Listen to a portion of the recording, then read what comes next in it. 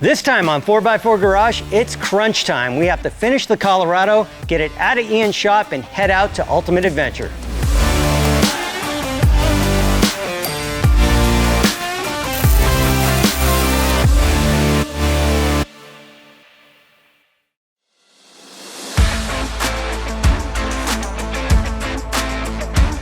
Last time on our Colorado build, Christian put the Off-Road Designs Magnum on our NP205. Then we slung the engine and transmission under the truck with our re-geared axles and custom suspension.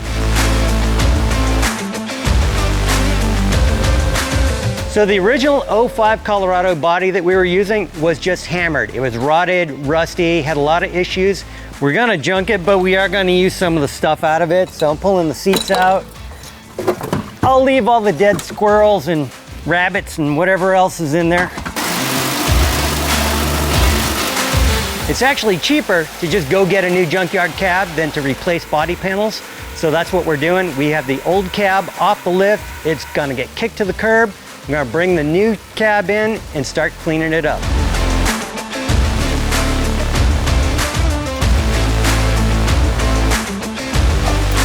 We got the rust-free cab in the shop. This one's actually been in a front-end collision.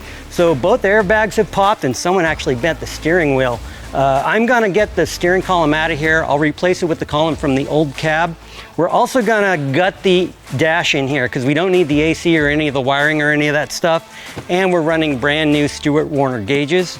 So once I get this all gutted, I will put the seats from the old cab in there and then we can start measuring for the roll cage.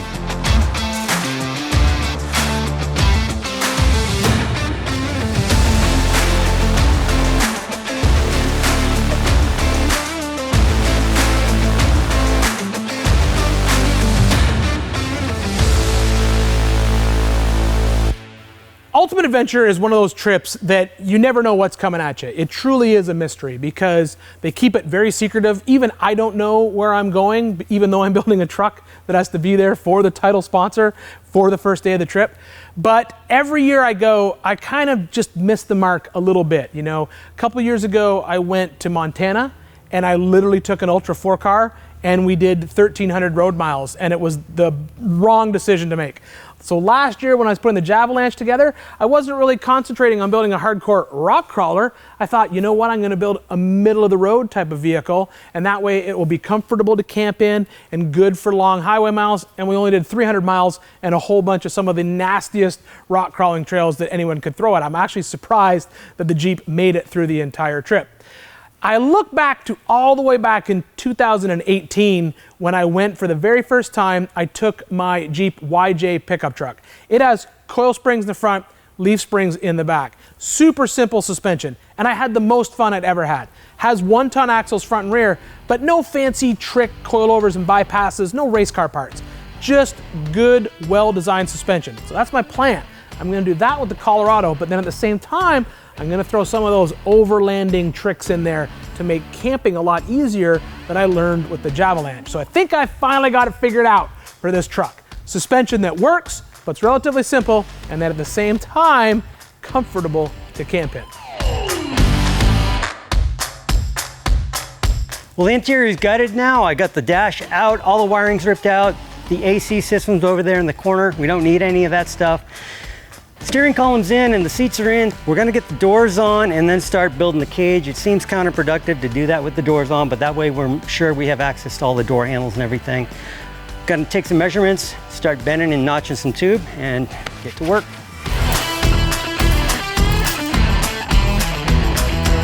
We're building this cage for Ultimate Adventure, which, you know, does have a pretty high chance of rollover, so we like to see people err on the side of extra safety.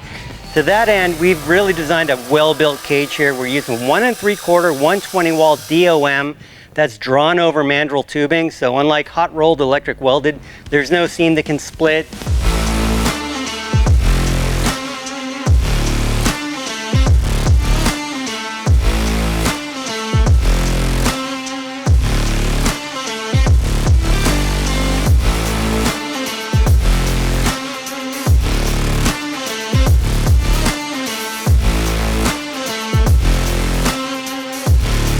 It's a very strong cage. It's got a lot of crossbars and it's solidly tied into the chassis.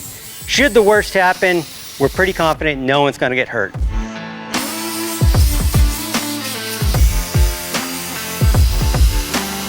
I work in a lot of shops, but this one's got kind of the newest and best of everything. It's really a treat. I mean, from designing the cage with the Bentec Pro to the fancy new bender that I've never used before to even having the plasma table. I mean, whatever you need is at your fingertips here.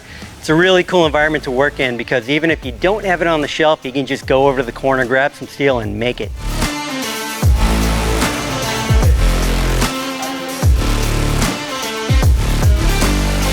The best part of working in Ian's shop here, besides the air conditioning, because it gets hot here in Tennessee, and this is a really well-built building, it's fun. You know, there's no heaviness, there's levity, you can joke, you can riff off each other. He's here to help, I'm here to help, so it's just a really fun collaborative environment to work in.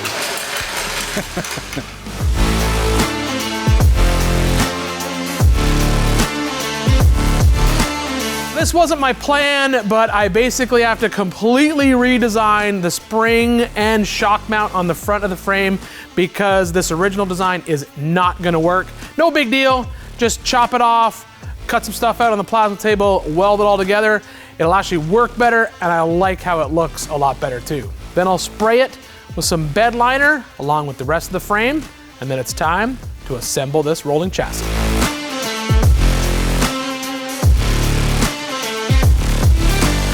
So we got a 3-link front and a leaf spring rear in this thing, but we're also gonna have some really killer Radflow shocks on it. Radflow makes all sorts of high performance shocks. These are their 2.5-inch remote reservoir smooth body shocks with a 7/8 shaft. These are 10-inch travel, but a really cool feature on these is the adjuster on the remote reservoir, so we can increase or decrease the firmness of the shock for any kind of terrain or vehicle load, which is really great for UA since you never know what the event's gonna throw at you.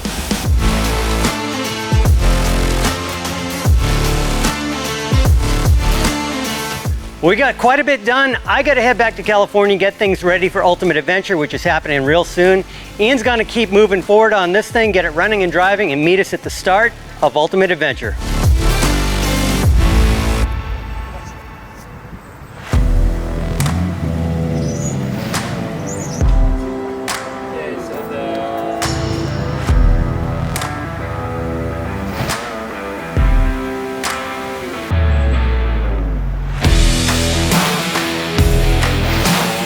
We're here in the parking lot for Ultimate Adventure. We're gonna get things underway in a couple minutes, but first Ian's gonna walk us around the Colorado. Yeah, it's pretty cool. You know, it's a lot different than the last time you saw it because the last time you saw it, we were dropping the body down to the frame. I blew it all apart, coated the frame with some bed liner, finished up the back, got my rugged ridge tent back there, got a couple storage boxes. I've kind of been trying to figure out the best way to tackle this Ultimate Adventure thing. You've been doing a lot longer than I have, and I've kind of been dancing between hardcore crawler and a good place to sleep. Yeah. So that's capability and comfort. Yeah. They usually don't mesh. If I could get a coffee maker in this, I think I'm 90% of the way there.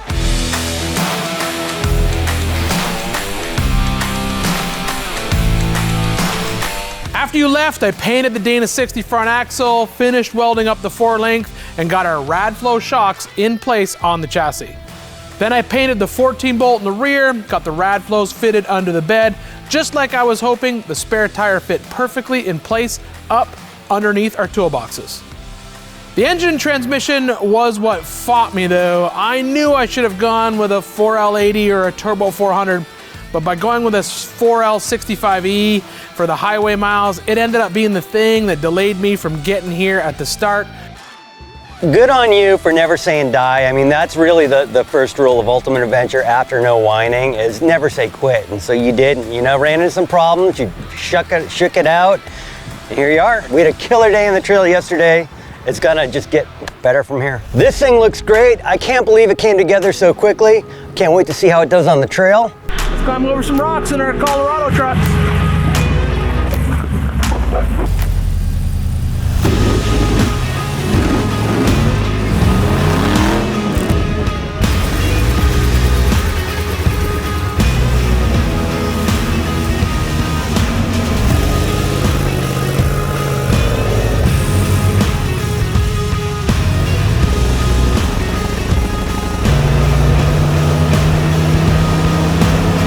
The Real Truck Colorado is working epic. I was able to boil the tires down a little bit.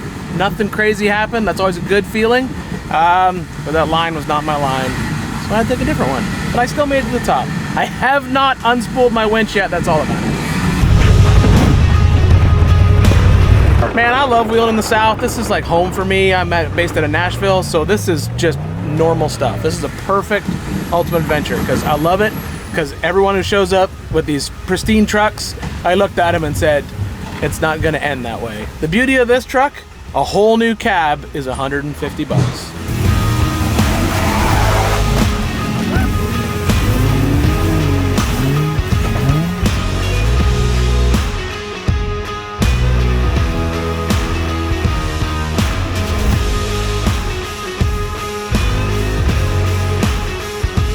We're back at the shop. I've got the truck back here. Now, if you remember from the very beginning, I said the plan here was to try to basically come up with the perfect UA vehicle, and I honestly think I've done it. This truck ends up being the perfect package. I've got everything I need for a throwdown hardcore off-road rig underneath. 1-ton axles front and rear, mechanical lockers that are super simple, good chrome moly shafts, super strong beefy parts where they need to be. I even love the Method race wheels, non-bead lock wheels. That bead grip wheel, I got a legit flat, like dead flat, and I did not lose the tire off the bead. I was able to use my super special winch in the back, drop the tire down, change the tire, and get back on the trail in no time. So for an off-roader, hands down, this truck has got what it needs. But this is where this truck really shines. Sleeping in this truck after, 10 hours on the road, the Rugged Ridge rooftop tent sitting on top of those toolboxes on the back of this truck, it was perfect. Just woke up after having an amazing night's sleep in my Rugged Ridge rooftop tent. I gotta say, I think this is the best night's sleep I've ever had on any ultimate adventure I've ever gone on. That combo ended up being, I honestly think, the best part of this truck. It's not super expensive. That tent is under $1,000. Put it on a rig like this, that it's not sitting up super high, it's cab height, so it doesn't mess with the stability when we're off-road, and you end up with the best of both worlds. I literally have a hardcore rock crawler. I can drive this thing down the highway at 70 miles an hour, no problem at all, and I'll be able to stay out in the woods for days at a time with this thing. This truck is not going anywhere. It's gonna be back next year for another ultimate adventure, just even better. So don't forget, if you wanna see all the excitement from this year's ultimate adventure, pay attention to the MotorTrend channel. You'll see us having tons of fun in the South for a week on Ultimate Adventure 2022.